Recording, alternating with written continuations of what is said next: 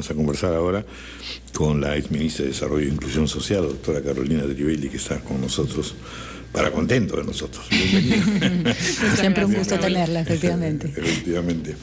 Bueno, pues la noticia del día, ¿no es cierto? La reducción de la pobreza rural en este año, el año pasado, y que nos da una buena nueva, es decir, 935.000, alrededor de 935.000 peruanos dejaron de ser pobres extremos.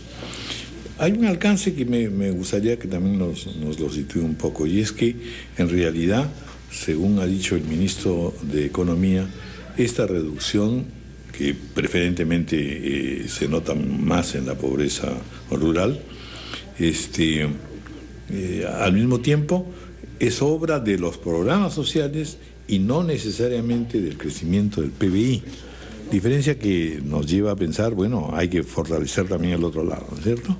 A ver, cuéntenos un poco. Primer comentario, bienvenido. Primer comentario son buenas noticias, ¿no? Es esta reducción de pobreza en un año en el que se redujo el ritmo de crecimiento, es una buena noticia. Nuestros vecinos de la región que enfrentaron situaciones de reducción de sus tasas de crecimiento han visto incluso incrementos en la situación de pobreza, y ese es el riesgo, digamos, ¿no? Confiarse demasiado en el crecimiento y solo en el crecimiento. En los últimos años, ya el año pasado, con las cifras de 2013, vimos que la pobreza se reducía mitad explicada por el crecimiento y mitad por lo que se llaman políticas de redistribución, que no son solo los programas sociales, ¿no? Es la inversión en educación, en salud, en mejores carreteras, para que la población pueda insertarse en distintas actividades, tenga a dónde escapar, digamos, si sus actividades no les va tan bien. Ahí quería hacerte una precisión, Carolina, o pedirte una precisión. ¿Cómo sabes en un porcentaje de reducción qué corresponde a qué, ¿no? Sí, hay una metodología estandarizada a nivel mundial, que es la que utiliza también el Banco Mundial, el Banco Interamericano, que permite descomponer la reducción de pobreza en estas dos grandes fuentes de reducción de pobreza: crecimiento y redistribución. Lo que vimos en los años anteriores fue que el 80% de la reducción en pobreza venía explicada por el crecimiento. Lo que era natural porque el crecimiento era exponencial. ¿No? Ya en el 2013 vimos que era miti-miti. Y este año lo que estamos viendo es que el grueso de la reducción se explica por la parte redistributiva y no por el crecimiento. Y por redistributiva incluimos, lo estabas explicando, ¿solo programas sociales? No solo programas sociales, sino también la recomposición del portafolio, digamos, de actividades de las personas que ahora tienen acceso a otras oportunidades, ¿no? Entonces, y que vienen en un paquete integral, ¿no es claro, que se ve todo como la política social, digamos, sectorial. No solamente los programas sociales juegan un rol muy importante, entonces, pero no son lo único que está ahí. Por ejemplo, alguien puede tener menos dinero en el bolsillo que en los años anteriores, pero su hijo tiene mejor educación, mejor salud, mejores servicios, mejores carreteras, agua de mejor calidad, etcétera, y eso le permite mejorar sus condiciones de vida. Entonces, es interesante porque lo que hemos invertido en años anteriores preparando esta base de protección social es lo que nos permite continuar con un proceso sostenido de reducción de pobreza, que es lo que le importa a la gente. Sí, pues, pero sin embargo, ahí hay una marcada, digamos, exageración, ¿no es cierto? Sin embargo, los opositores, o en fin, los hipercríticos, lo que dicen es: eso es populismo, eso está haciendo pues una campaña a favor de la reelección o de lo que fuere, y entonces hay un uso político de toda esta acción, lo cual es en el fondo injusta, ¿no es cierto?, como cargo, aunque debe tener su resabio, aunque pequeño, sus resultados, digamos, en algunos casos, ¿no? Sobre todo en autoridades locales, ¿no? Pero, a ver. Aquí lo que hemos visto es que el énfasis de las políticas sociales a quienes ha beneficiado más es a los segmentos más pobres de la distribución del ingreso. Y de eso se trata, eso es lo que tienen que hacer. Tienen que ir allí donde están las poblaciones más vulnerables, que enfrentan los mayores problemas, y ayudarlas para que puedan engancharse con el resto de la economía, con la sociedad, con el quehacer nacional. Y entonces lo que vemos en estos últimos años es que el mayor incremento en ingreso per cápita, en bienestar, en condiciones de vida, se da en el 20%, en el 30% más pobre del Perú. Y eso es buenas noticias. Estamos avanzando hacia un país que busca igualar condiciones, igualar oportunidades para todos sus ciudadanos. Y que no se puede hablar de populismo, digamos. No, es una obligación del Estado.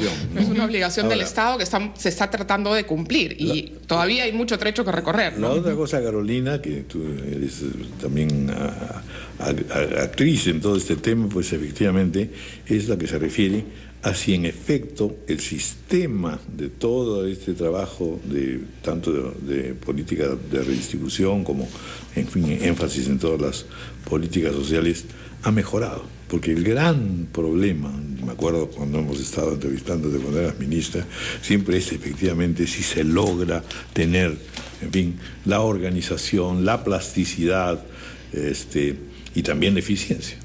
Hay un tema un tema de aprendizaje largo. De largo plazo, es un proceso además de mejora continua, ¿no? Ningún programa es perfecto, ninguna intervención tiene todo resuelto y todavía hay espacio para seguir mejorando. Y para eso es muy importante evaluar, es estar pendiente de los resultados. Pero también lo que hemos visto en estos últimos años es que nos faltaba escala.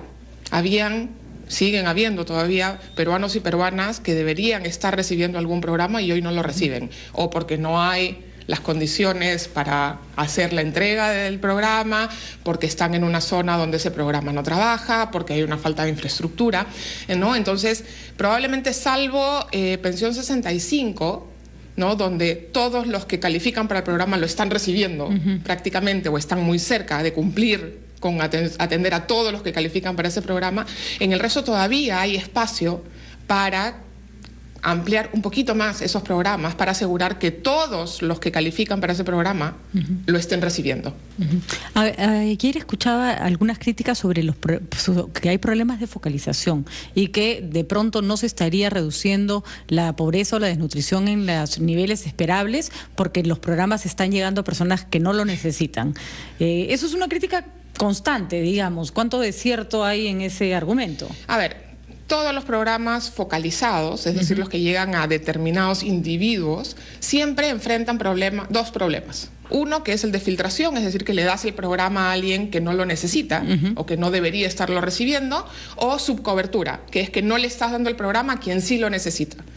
De los dos problemas, el de filtración es el más mediático porque encuentras a la persona que no debía recibir tal beneficio y lo tiene y haces un tremendo descubrimiento. Como el gato de Brasil, claro, ¿no? Pero un gato que principal... en el Perú siempre tiene la tradición, por ejemplo, el vaso de leche también. Así es. Exacto. Así es. Pero el problema más importante es el otro, el de subcobertura. Y es, asegurémonos que no hay nadie que debería estar recibiendo un programa que no lo está recibiendo. Porque ahí estamos limitando sus oportunidades, sus derechos, su capacidad de insertarse en el sistema de protección. Entonces, el énfasis mayor, desde mi punto de vista, debe estar en asegurar que cerramos la brecha de subcobertura, que nadie que deba recibir un programa se esté quedando sin él, porque eso es lo más importante. Lo otro, por supuesto, hay que estarlo monitoreando de manera permanente, porque la vida de las personas, su economía, su inserción social cambia. Así es. Y entonces, probablemente quien calificó para un programa hace 5 años, quizá hoy día ya no califica. Y hay que mover el proceso de los programas para asegurar que ese flujo es captado por el programa y quien ya no necesita un programa deja de recibirlo. No se convierte en una cosa, por supuesto, permanente y fija, ¿no? Para siempre, ¿no? Y además hay que reconocer que los programas lo que buscan es reducir los niveles de vulnerabilidad. Una persona que un año tiene una muy buena cosecha de papa y hubieron buenos precios de papa, es un año en el que probablemente su ingreso crece, pero nada asegura que el próximo año va a estar igual, porque quizá el próximo año los precios no son tan buenos o hubo una helada, y si eso pone en riesgo que, por ejemplo, sus niños vayan todos los días del año a la escuela, nos conviene más mantenerlo en un programa y asegurar que sus niños van a ir de todas maneras, pase lo que pase con la economía de esa familia, a la escuela todos los días. Pues por lo menos hasta ver que es sostenible. Exacto. ¿No? Cuando es sostenible, ya salen. Pueden salir, pero no antes. En general lo que se procura es inserción. Exacto. A una mejor etapa. Exacto. Ahí la persona tiene que tener más. Con cierta garantía de estabilidad, ¿no? Que no va a regresar a una situación de precariedad. ¿Y los sistemas de focalización utilizados hoy en los programas sociales son los mismos del gobierno pasado? ¿Se han cambiado? ¿Han usado otro método? A ver, son los mismos principios, es la misma estrategia de focalización, se ha fortalecido el sistema de focalización de hogares, que antes estaba en el Ministerio de Economía, hoy día está en el MIDIS, se ha hecho un barrido censal para recuperar información nueva, porque tenía el sistema que había en el Ministerio de Economía tenía muchos vacíos en información, y entonces, sobre todo para hacer focalización en zona rural, no había información suficiente. Se ha levantado información nueva, se está procesando con exactamente los mismos principios que antes, con un poquito de mayor sofisticación, porque tenemos mejor información y más atención al sistema de focalización. De acuerdo. Bueno, pues muchas gracias, Carolina Rivelli. No, gracias a ustedes. Un gusto. Entonces tenemos buenas noticias. Sí, por supuesto. Es una muy buena noticia, sobre todo viendo lo que viene. Así es. El Banco Mundial el lunes presentó su informe latinoamericano de prosperidad compartida, y lo que dice es los países que van a resistir mejor el nuevo ciclo económico. Este año se espera un crecimiento para la región de solo 0.8% del PBI. Son aquellos que tienen políticas redistributivas que soportan a la población más vulnerable, y eso es lo que está sucediendo en el Perú. Muy bien, qué buena noticia entonces. De lo que tenemos que alegrarnos todos. Muchas gracias. Muchas gracias. Gracias, Carolina. 9:03.